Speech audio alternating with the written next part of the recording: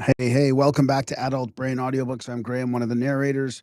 We're going to be doing the experimental continuation of the experimental live read of the MAGUS from Francis Barrett in 1801. It's also got a weird subtitle, a long, very long subtitle, but we're working through part two, book one, part two, chapters like 33 to 38, probably around here, which will be observations of the fixed stars with their names, the sun. Actually, no, hang on. No, we already did that one.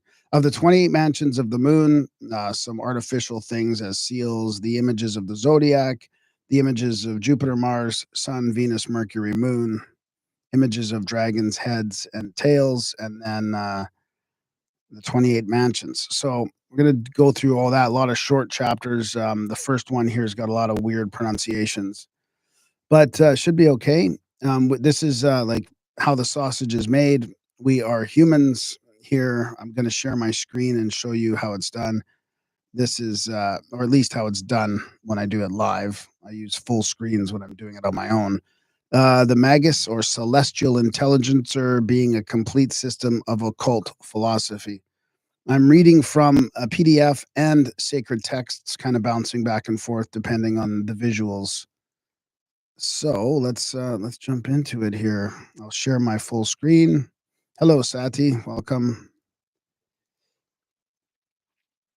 Here we go. Do a little test here and we'll just jump right into it. Check. Okay.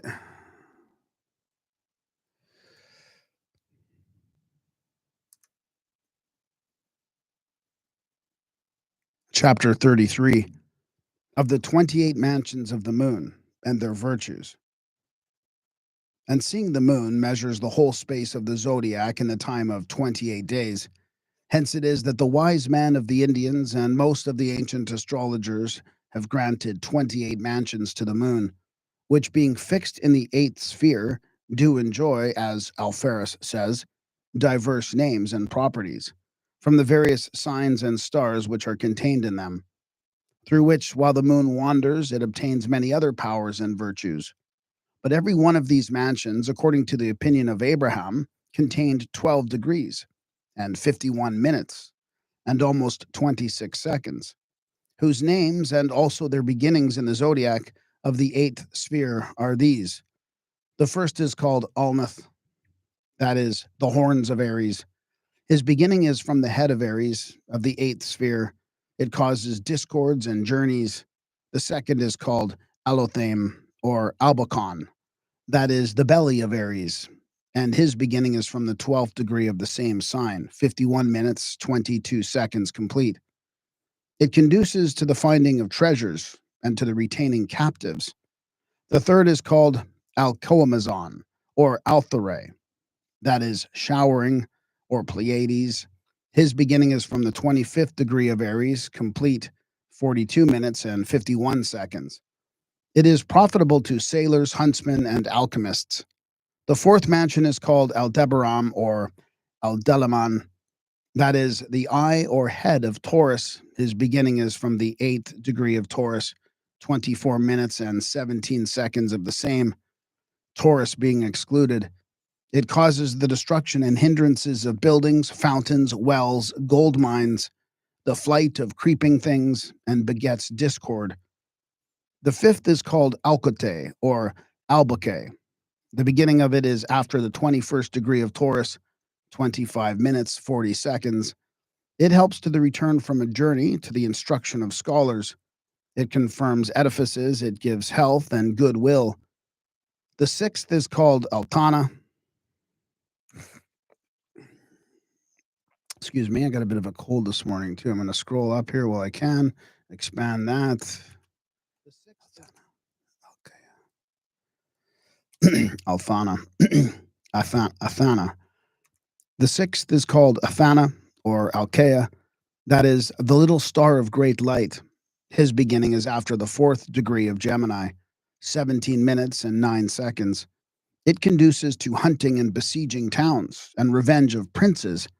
It destroys harvest and fruits and hinders the operation of the physician. The seventh is called Aldimiac, or Alurzak, that is the arm of Gemini, and begins from the 17th degree of Gemini, 8 minutes and 34 seconds, and lasts even to the end of the sign. It confirms gain and friendship. It is profitable to lovers and destroys magistracies. And so is 1/4 of the heaven completed in these 7 mansions, and in the like order and number of degrees, minutes, and seconds. The remaining mansions in every quarter have their several beginnings, namely, so that in the first sign of this quarter, 3 mansions take their beginnings. In the other 2 signs, 2 mansions in each. Therefore, the 7 following mansions begin with Cancer, whose names are Laza, Anat. Let me redo that one quickly. Whose names are. Therefore, this. Just going to redo that sentence. Therefore, the 7 following mansions begin with Cancer, whose names are Alnaza, Anatrakya, that is, misty or cloudy, viz., the 8th mansion.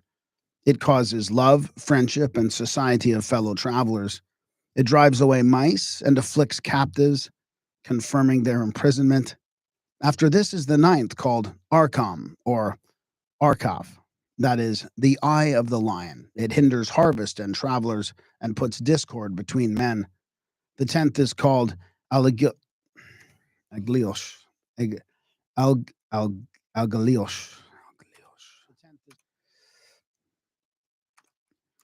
The 10th is called Algaliosh or Algbath. Algab.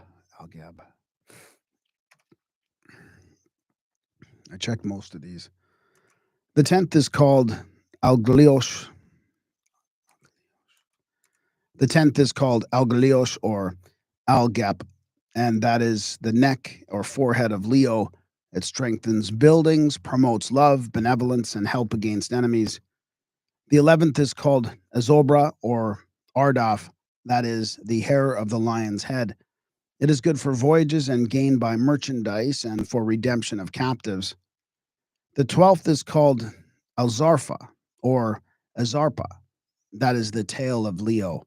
It gives prosperity to harvest and plantations, but hinders seamen, and is good for the bettering of servants, captives, and companions. The 13th is named All Hair, that is dog stars or the wings of Virgo. It is prevalent for benevolence, gain, voyages, harvests, and freedom of captives. The 14th is called Alkareth or Aramet, by others Azamet or Altumek or Alchemech, that is the spike of Virgo or flying spikes. It causes the love of married folks. It cures the sick, is profitable to sailors, but hinders journeys by land. And in these, the 2nd quarter of the heaven is completed. The other 7 follow, the first of which begins in the head of Libra, viz., the 15th mansion, and its name is Agrappa, or Algrapha, that is covered or covered flying. It is profitable for extracting treasures, for digging of pits, and assists divorce. What some interesting attributes, these things. It is profitable for extracting treasures and assists in divorce. It is profitable for extracting treasures, for digging of pits. It assists divorce, discord, and destruction of houses and enemies, and hinders travelers. The 16th is called Azubin or Ahubin, that is the horns of Scorpio. It hinders journeys and wedlock, harvest, and merchandise. It prevails for redemption of captives. The 17th is called Alkil, that is the crown of Scorpio. It betters a bad fortune, makes love durable, strengthens buildings, and helps seamen. The 18th is called Alkas or Altob. That is the heart of Scorpio. It causes discord, sedition, conspiracy against princes and mighty ones, and revenge from enemies. But it frees captives and helps edifices. The 19th is called Alatha or Akala, by others Haikula or Zala. That is the tail of Scorpio. It helps in besieging of cities and taking of towns, and in the driving of men from their places. and for the destruction of seamen and perdition of captives. The 20th is called Abnahaya, that is, a beam. It helps for the taming of wild beasts, for strengthening of prisons. It destroys the wealth of societies. It compels a man to come to a certain place. The 21st is called Abida or Aldabak. I'm going to redo that one. The 21st is Albeldak. Albeldak. Albedak.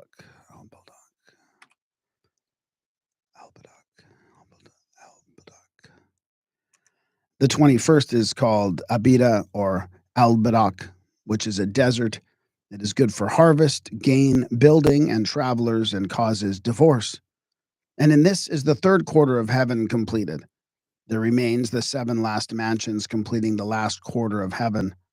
The first of which being in order to the 22nd, beginning from the head of Capricorn, called Sadahaka or Zodabolok or Zandalina. Zandaldina. I'm going to cheat this one. Or I'm going to cheat this one here. Or Zandalina. Or Zandalina. That is a pastor. It promotes the flight of servants and captives that they may escape and helps the curing of diseases. The 23rd is called Zabadola or Zobrak. That is swallowing. It is for divorce, liberty of captives, and health to the sick. The 24th is called Sadabath or Kadazod. That is the star of fortune. It is prevalent for the benevolence of married people, for the victory of soldiers. It hurts the execution of government and prevents its being exercised. The 25th is called Saddlebra. Saddleabra, Saddleakia.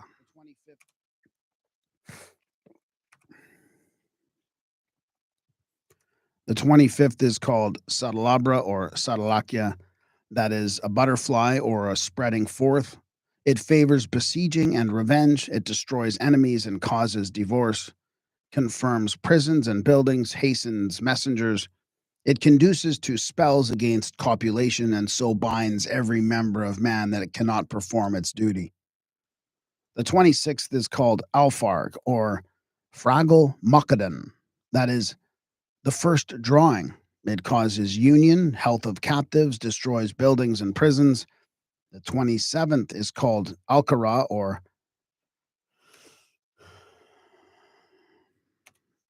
let me just redo that one. That is Alihal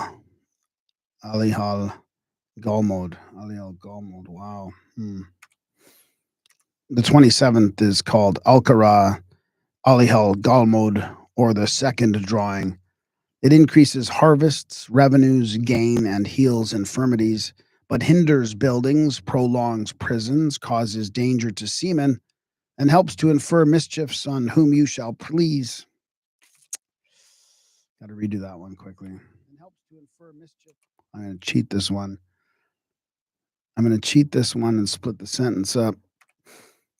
Check. And helps to infer mischiefs on whom you shall please. The 28th and last is called Albatham or Atkalki. That is Pisces. It increases harvest and merchandise. It secures travelers through dangerous places. It makes for the joy of married people, but it strengthens prisons and causes loss of treasures. And in these 28 mansions lie hid many secrets of the wisdom of the ancients, by which they wrought wonders on all things which are under the circle of the moon. And they attributed to every mansion his resemblances, images, and seals, and his president intelligences, and worked by the virtue of them after different manners.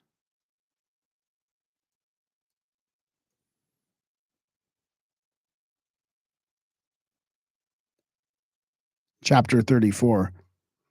How some artificial things, as images, seals, and such like, may obtain some virtue from the celestial bodies. So great is the extent, power, and efficacy of the celestial bodies, that not only natural things, but also artificial, when they are rightly exposed to those above, do presently suffer by that most potent agent, and obtain a wonderful life. The magician affirms that not only by the mixture and application of natural things, but also in images, seals, rings, glasses, and some other instruments being opportunely framed under a certain constellation, some celestial illustrations may be taken and some wonderful thing may be received. For the beams of the celestial bodies being animated, living, sensual, and bringing along with them admirable gifts.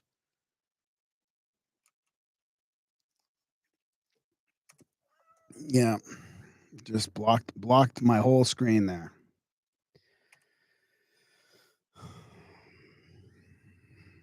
Okay, where was I? Mocha.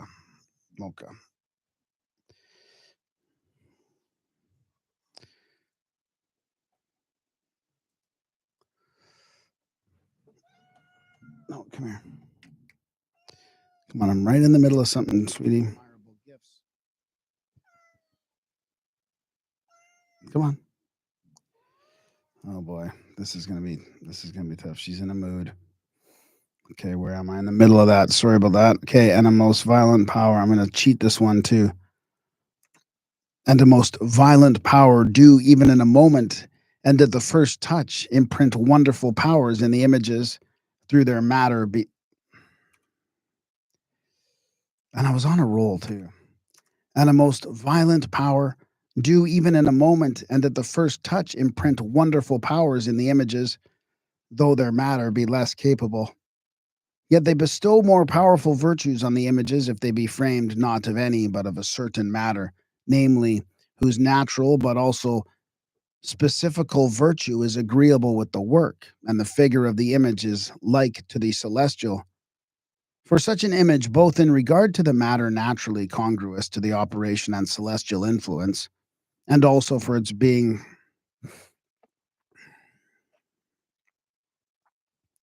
just going to redo that one quickly as the cat settles down. I've been distracted here. She almost knocked the mouse off the table again. For such an image, both in regard to the matter naturally congruous to the operation and celestial influence, and also for its being, oh boy, this is one of those ones. For such an image, both in regard to the matter naturally congruous to the operation and celestial influence, and also for its figure being like to the heavenly one, is best prepared to receive the operations and powers of the celestial bodies and figures, and instantly receives the heavenly gift into itself, though it constantly worketh on another thing, and other things yield obedience to it.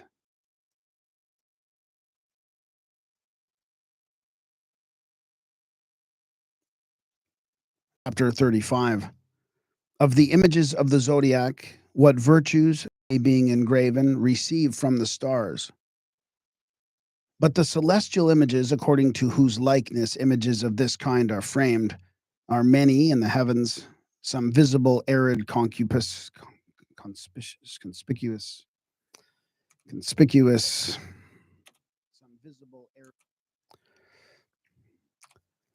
some visible, arid, conspicuous, others only imaginary, conceived and set down by the Egyptians, Indians, and Chaldeans.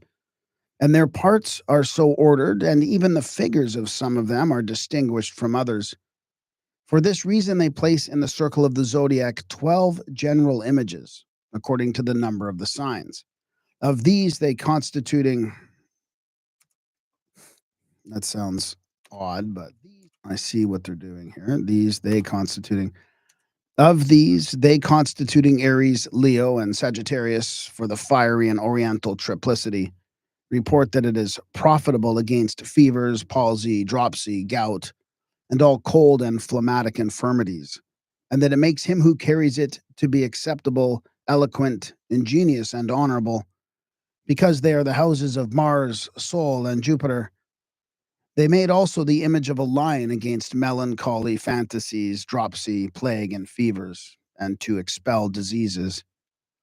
At the hour of the sun, the first degree of the sign Leo ascending, which is the face and decanate of Jupiter, but against the stone and diseases of the rains, and against hurts of beasts, they made the same image when Sol in the heart of the lion obtained the midst of heaven. And again, because Gemini, Libra, and Aquarius do constitute the aerial and occidental triplicity, they are the houses of Mercury, Venus, and Saturn. They are said to put to flight diseases, to conduce to friendship and concord, to prevail against melancholy, and to cause health. And they report that Aquarius especially frees from the quartan, also that Cancer, Scorpio, and Pisces, because they constitute the watery and northern triplicity, do prevail against hot and dry fevers, also against the hectic and all choleric passions. But Scorpio, because amongst the members it respects the privy parts, doth provoke to lust. But these did frame it for this purpose, his third face ascending, which belongs to Venus. And they made the same against serpents and scorpions, poisons and evil spirits, his second face ascending, which is the face of the sun, and declinate of Jupiter. And they report that it maketh let's see. I'll look at that image after this. Just wondering. I thought it was going to talk about this. And they report that it maketh him who carries it wise, of a good color. And they say that the image of Cancer is most efficacious against serpents and poison, when Sol and Luna are in conjunction in it and ascend in the first and third face. For this is the face of Venus and the declinate of Luna, but the second face of Luna, the declinate of Jupiter.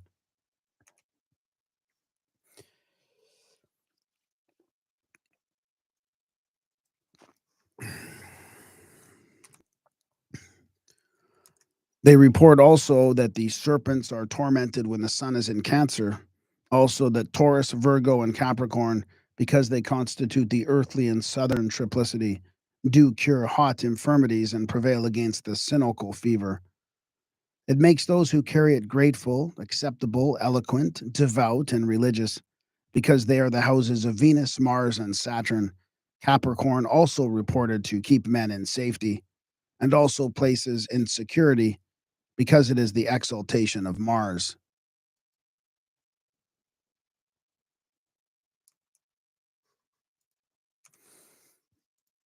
So here's the just for the YouTube channel here.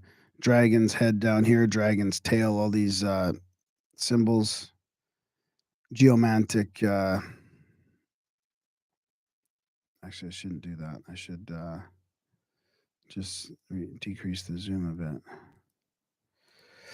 Geomantic characters, the planets down on the right here. Oh, that's cool. And the figure. Conjunction, Arbus, Puella. It's hard to read. Major, minor, rebus.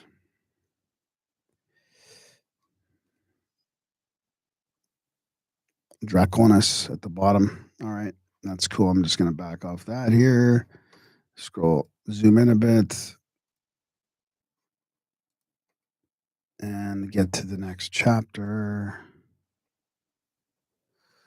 which is this one, right?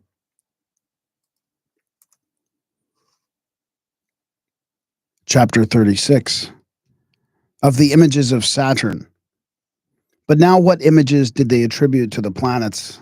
Although of these things very large volumes have been written by the ancient wise men, so that there is no need to declare them here, notwithstanding I will recite a few of them.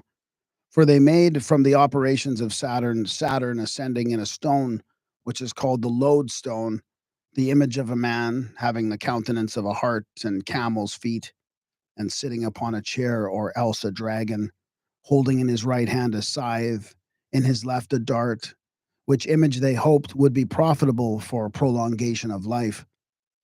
For Albumazar in his book Sadar proves that Saturn conduces to the prolongation of life, where also he says that certain regions of India, being subject to Saturn, their men are of a very long life and die not unless by extreme old age. They made also an image of Saturn for length of days and a sapphire at the hour of Saturn, Saturn ascending or fortunately constituted, whose figure was an old man sitting upon a high chair, having his hands lifted up above his head, and in them holding a fish or sickle, and under his feet a bunch of grapes, his head covered with a black or dusky colored cloth, and all his garments black or dark. They also make this same image against the stone, and disease of the kidneys, viz., in the hour of Saturn, Saturn ascending with the third face of Aquarius. They made also from the operations of Saturn an image for the increasing of power, Saturn ascending in Capricorn, the form of which was an old man leaning on a staff, having in his hand a crooked sickle, and clothed in black. They also made an image of melted copper, Saturn ascending in his rising, viz., in the first degree of Aries, or the first degree of Capricorn, which image they affirmed to speak with a man's voice. They made also from the operations of Saturn and also Mercury an image of cast metal, like a beautiful man, which they said would foretell things to come, and made it on the day of Mercury, on the third hour of Saturn, the sign of Gemini ascending, being the house of Mercury, signifying prophets. Saturn and Mercury being in conjunction in Aquarius in the ninth house of heaven, which is also called God. Moreover, let Saturn have a trine aspect on the ascendant, and the moon in like manner, and the sun have an aspect on the place of conjunction. Venus, obtaining some angle, may be powerful and occidental. Let Mars be combust by the sun, but let it not have an aspect on Saturn and Mercury. For they said that the splendor of the powers of these stars was diffused upon this image, and it did speak with men and declare those things which are profitable for them.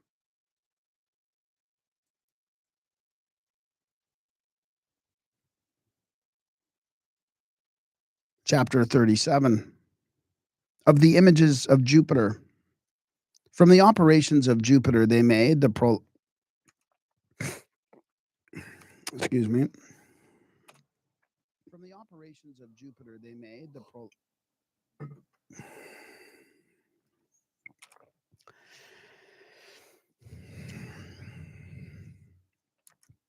From the operations of Jupiter they made for prolongation of life an image in the hour of Jupiter, Jupiter being in its exaltation, fortunately ascending in a clear and white stone, whose figure was a man crowned, clothed with garments of a saffron color, riding upon an eagle or dragon, having in his right hand a dart, about, as it were, to strike it into the head of the same eagle or dragon.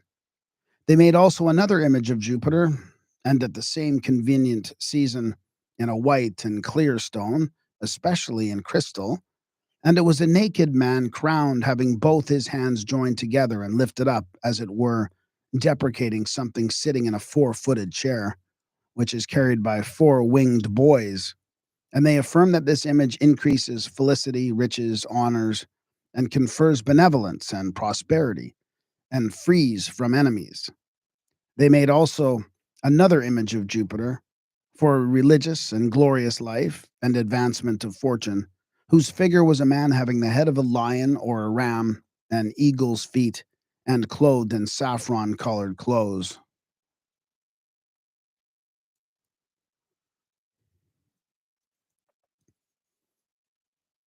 Chapter 38.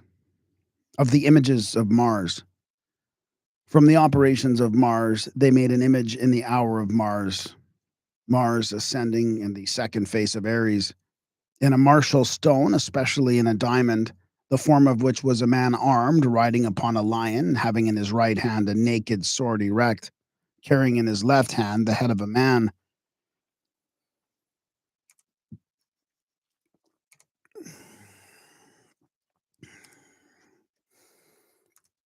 They report that an image of this kind renders a man powerful in good and evil, so that he shall fear be.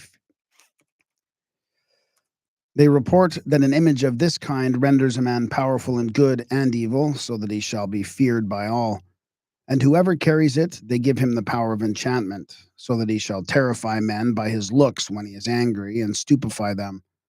They made another image of Mars for obtaining boldness, courage, and good fortune in wars and contentions, the form of which was a soldier, armed and crowned, girt with a sword, carrying in his right hand a long lance. And they made this at the hour of Mars, the first face of Scorpio, ascending with it.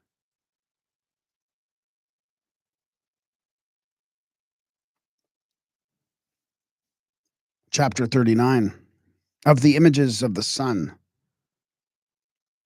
From the operations of the sun, they made an image at the hour of the sun, the first face of Leo ascending with the sun, the form of which was a king crowned, sitting in a chair, having a raven in his bosom, and under his feet a globe.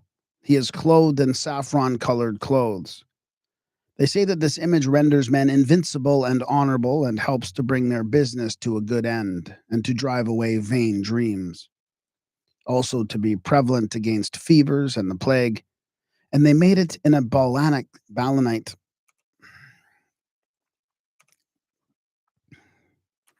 And they made it.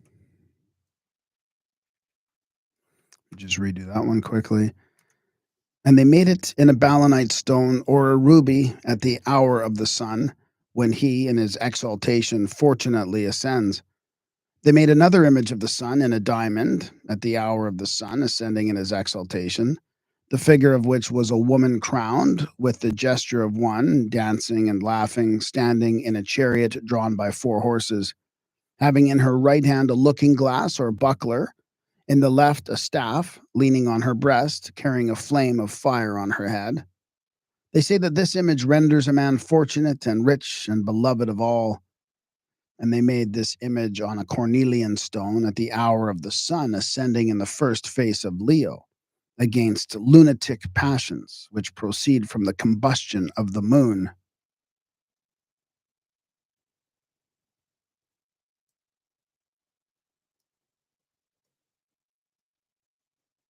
Chapter 40 of the images of Venus. From the operations of Venus, they made an image which was available her favor. I was thinking her right away. I was wondering why these things aren't sketched out. I was thinking about just double checking the PDF, and I'm pretty sure I haven't seen them. It'd be cool to see these things in actual images. There are some interesting graphics coming up later on in the book, but from the operations of Venus, they made an image which was available for favor and benevolence at the very hour it ascended into Pisces, the form of which was the image of a woman having the head of a bird, the feet of the... Weird, eh? The form of which was like thrown off. The head of a bird, the feet of an eagle. Well, I mean, an eagle's a bird, so that was kind of weird.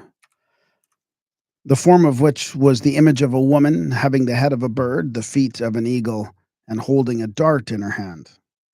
They made another image of Venus to obtain the love of women in the lapis lazuli at the hour of Venus, Venus ascending in Taurus, the figure of which was a naked maid, with her hair spread abroad, having a looking glass in her hand, and a chain tied around her neck. And near her a handsome young man holding her with his left hand by the chain, but with his right hand doing up her hair, and both looking lovingly on one another. And about them is a little winged boy holding a sword or dart. They made another image of Venus, the first face of Taurus, Libra, or Pisces, ascending with Venus, the figure of which was a little maid, with her hair spread abroad, clothed in long and white garments, holding a laurel apple or flowers in her right hand, and in her left a comb.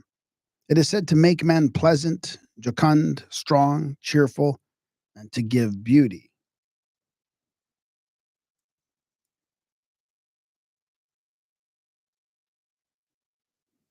Chapter 41 of the images of Mercury.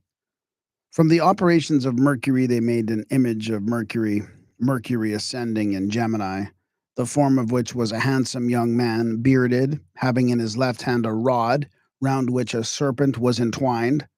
In the right he carried a dart, having his feet winged. They say that this image confers knowledge, eloquence, diligence, and merchandise, and gain. Moreover, to obtain peace and concord and cure fevers. They made another image of Mercury ascending in Virgo for goodwill, wit, and memory, the form of which was a man sitting upon a chair or riding on a peacock, having eagle's feet, and on his head a crest, and in his left hand holding a cock of fire.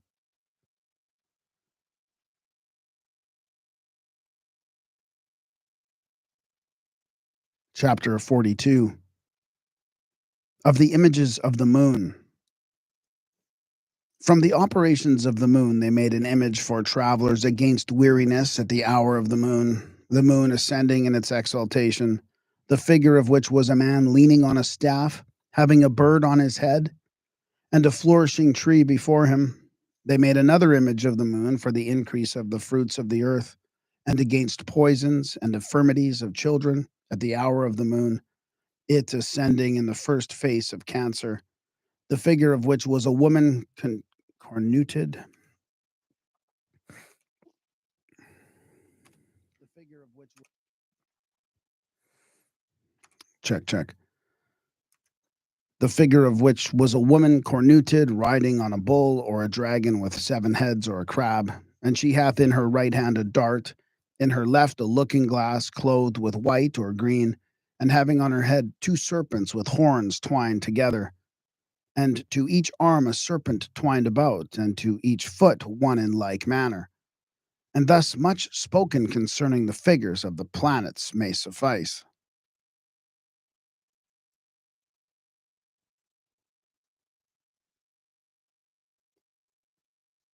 Chapter 43. Of the images of the head and tail of the dragon of the moon. They made also the image of the head, the tail of the dragon of the moon, namely between an aerial and fiery circle, the likeness of a serpent, with the head of a hawk tied about them after the manner of the great letter theta.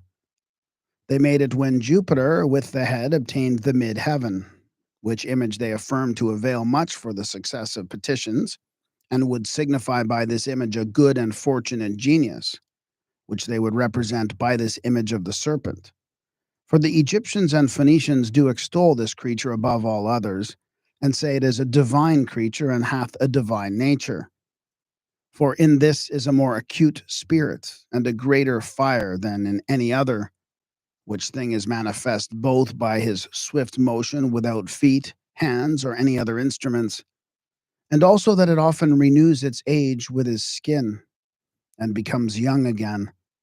But they made the image of the tail like as when the moon was eclipsed in the tail, or ill affected by Saturn or Mars. And they made it to introduce anguish, infirmity, and misfortune. We call it an evil genius.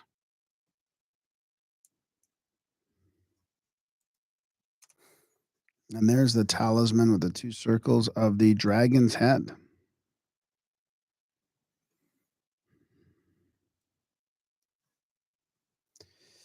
All right. Last chapter. All right, here we go. So the images of the mansions of the moon, and then tomorrow I will read the human imprecations naturally impress their powers upon eternal things. We'll go into that. These are all pretty small chapters. Chapter 44. Of the images of the mansions of the moon. They made also images for every mansion of the moon, as follows.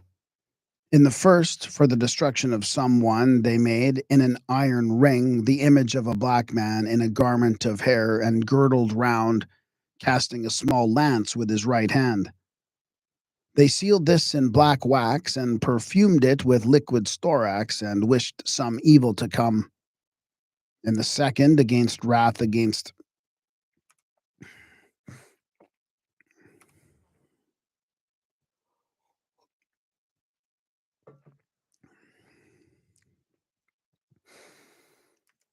In the second, against the wrath of the prince, and for reconciliation with him, they sealed in white wax and mastich the image of a king crowned, and perfumed it with lignum aloes. In the third, they made an image in a silver ring, whose table was square, the figure of which was a woman, well clothed, sitting in a chair, her right hand being lifted upon her head. They sealed it and perfumed it with musk, camphor, and calamus aromaticus. They affirm that this gives happy fortune and every good thing.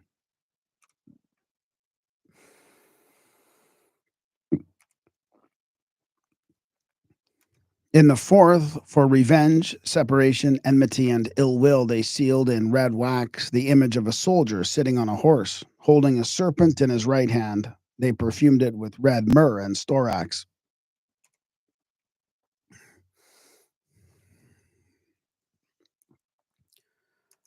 In the 5th, for the favor of kings and officers and good entertainment, they sealed in silver the head of a man and perfumed it with red sanders. In the 6th, to procure love between two, they sealed in white wax two images embracing one another and perfumed them with ligno aloes. Just getting distracted there. In the 6th. Just redo that quickly. In the 6th, to procure love between two, they sealed in white wax two images embracing one another and perfumed them with lignum aloes and amber. In the 7th, to obtain every good thing, they scaled in silver this image of a man. Sealed? That's probably supposed to be sealed, right? Sealed. Got to redo that because they have a mistake in here. In the 7th. In the 7th, to obtain every good thing, they sealed in silver the image of a man well clothed, holding up his hands to heaven, as it were, praying and supplicating, and perfumed it with good odors. In the 8th, for victory in war, they made a seal in tin, being an image of an eagle, having the face of a man, and perfumed it with brimstone. In the 9th, to cause infirmities, they made a seal of lead, being the image of a man wanting his privy parts, covering his eyes with his hands, and they perfumed it with rosin of the pine. In the 10th, to facilitate childbearing and to cure the sick, they made a seal of gold, being the head of a lion, and perfumed it with amber. In the 11th, for fear, reverence, and worship, they made a seal of a plate of gold, being the image of a man riding on a lion, holding the ear thereof in his left hand, and in his right holding forth a bracelet of gold. And they perfumed it with good odors and saffron. In the 12th, for the separation of lovers, they made a seal of black lead, being the image of a dragon fighting with a man, and they perfumed it with the hairs of a lion and asafoetida. In the 13th, for the agreement of married people and for dissolving of all the charms against copulation, they made a seal of the images of both, of the man in red wax and the woman in white, and caused them to embrace one another, perfuming it with lignum aloes and amber. In the 14th, for divorce and separation of the man from the woman, they made a seal of red copper, being the image of a dog biting his tail, and they perfumed it with the hair of a black dog and a black cat. In the 15th, to obtain friendship and goodwill, they made the image of a man sitting and inditing letters and perfumed it with frankincense and nutmegs. In the 16th, for gaining much merchandising, they made a seal of silver, being the image of a man sitting on a chair holding a balance in his hand, and they perfumed it with well-smelling spices. In the 17th, against thieves and robbers, they sealed with an iron seal the image of an ape and perfumed it with the hair of an ape. In the 18th, against fevers and pains of the belly, they made a seal of copper, being the image of a snake with his tail above his head, and they perfumed it with hartshorn. Better redo that quickly.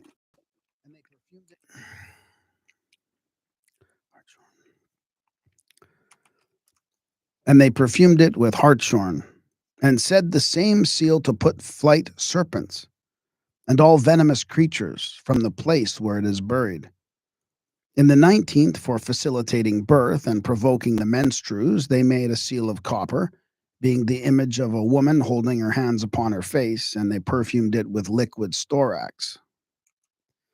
That's interesting that they used copper for the blood, right? I mean, copper is well known to keep the blood flowing, so it's kind of cool that they knew that way back then, or that copper is resonant with that.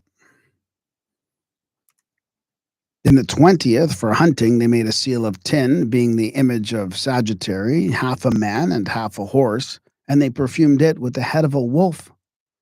In the 21st, for the destruction of somebody, they made the image of a man with a double countenance before and behind, and they perfumed it with brimstone and jet, and put it in a box of brass, and with it brimstone and jet, and the hair of him who they would hurt. In the 22nd, for the security of runaways, they made a seal of iron, being the image of a man with wings on his feet, bearing a helmet on his head, and they perfumed it with argent vive.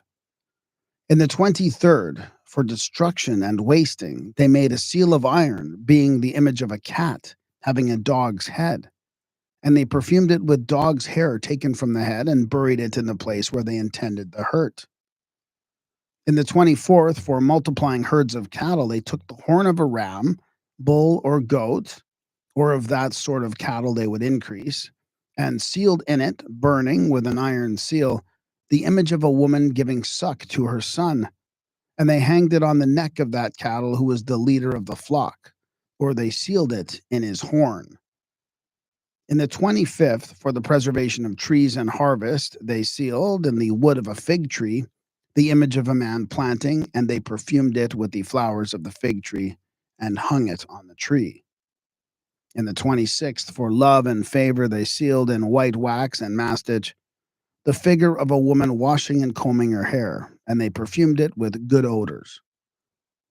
In the 27th, to destroy fountains, pits, medicinal waters, and baths, they made of red earth the image of a man winged, holding in his hand an empty vessel, and perforated, and the image being burnt, they put in the vessel asafoetida and liquid storax, and they buried it in the pond or fountain which they would destroy. In the 28th, for getting fish together, they made a seal of copper, being the image of a fish, and they perfumed it with the skin of a sea fish and cast it into the water where they would have the fish gathered.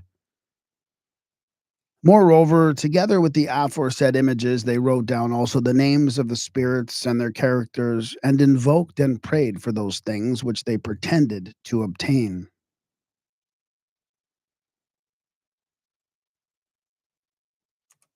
And there we have it. That was interesting. Kind of weird.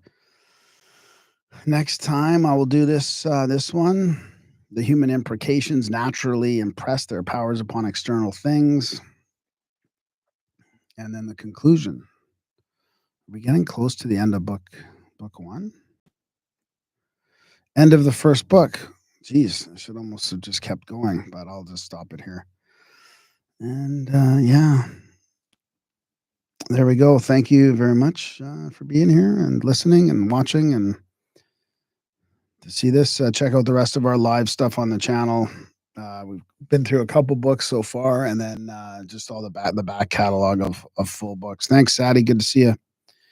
And have a good weekend, everybody. And we'll see you tomorrow.